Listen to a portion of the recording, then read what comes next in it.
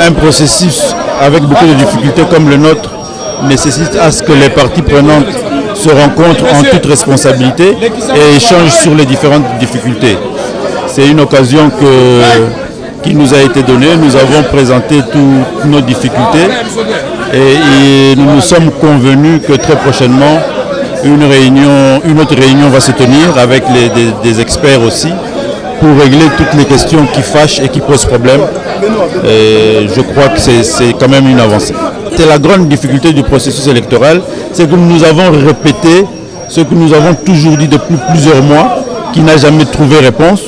Nous avons parlé de la machine à voter, nous avons parlé du fichier électoral, nous avons parlé de la crédibilité du processus, nous avons parlé des inégalités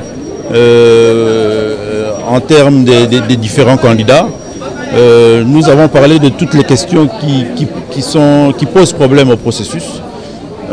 Pour une fois, je peux dire que le bureau de la CENI a été très réceptif et nous nous sommes convenus que ce qui était toujours attendu, le cadre de concertation, se met en place et un prochain rendez-vous sera pris entre politiques et des experts des différentes parties seront mis ensemble pour réfléchir sur toutes ces questions qui fâchent, machine à voter, fichier électoral. C'est des questions préjudicielles et je peux vous dire que à 90%, tous les candidats ont pratiquement dit la même chose.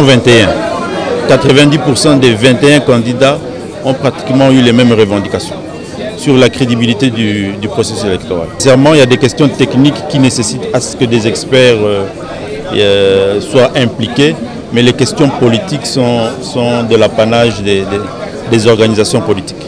Non, la question elle est d'abord politique. Mais lorsque vous parlez de la machine, du fichier, il y a des points techniques où des informaticiens doivent intervenir.